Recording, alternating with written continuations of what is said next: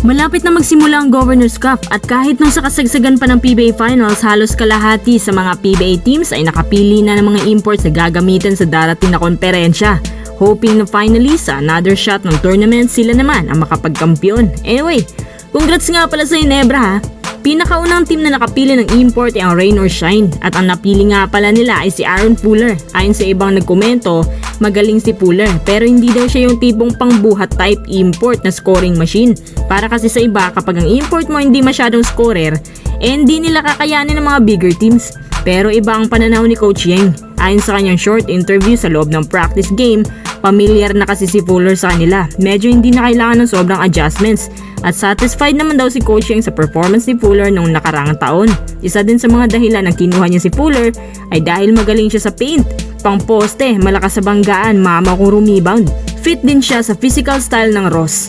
Pangalawa sa kanyang dahilan ay marami daw silang players ngayon ang galing sa injured list na pwede nang gamitin sa upcoming conference gaya ni Felix Lemeti, Kit Dato at Stanley Pringle na ngayon currently nag-e-ensayo na sa kanila. Pangalawang import natin si KJ Buffen, 6'7", American forward, 25-year-old na versatile big man na kaya makapag-create ng mismatches both ends of the floor. Plus mala Denzel Bowles din ang galawan niya kasi mas batak siya sa jumpers or sa perimeters kesa 3-pointers. Pero kaya niyang tumira ng up to 47% beyond the arc. Sanay sa European type of basketball.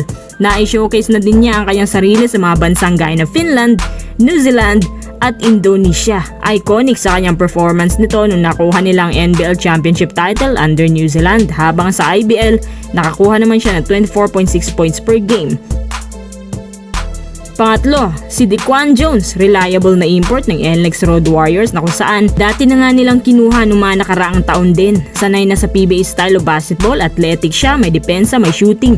Siya yung masasabi mo na pang all-around import, pang buhat type din. Sa gumagandang core ng NLEX, siguradong malaki ang may tutulong niya sa offensive firepower nila.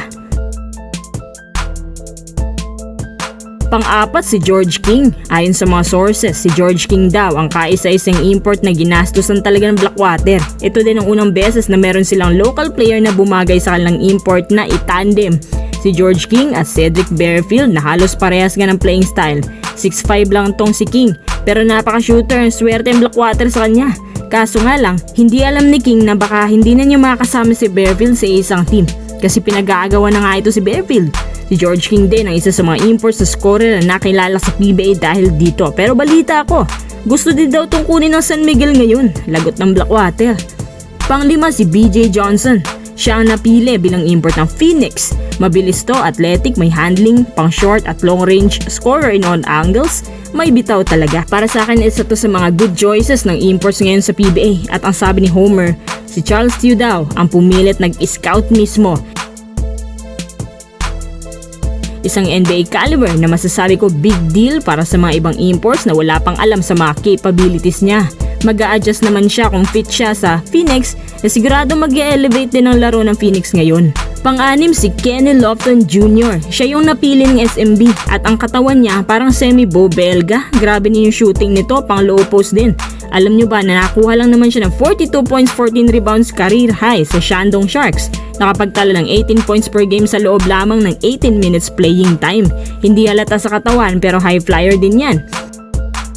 Pampito, syempre Justin Brownlee ng Ginebra. Kahit aging na yan pero pinatunayan niya sa lahat na kayang-kaya pa rin niyang bumuhat. Recently lang kahit marami sa Ginebra maalat, pero dahil kay Justin Brownlee, nagawa pa rin niya itaguyod ang team hanggang manalo ng kanyang pampitong PBA titles at pang-apat na best import of the conference. Sigurado ang lahat na si JB pa rin ang import na paulit-ulit na kukunin ng Ginebra hanggang sa maubos ang lakas niya.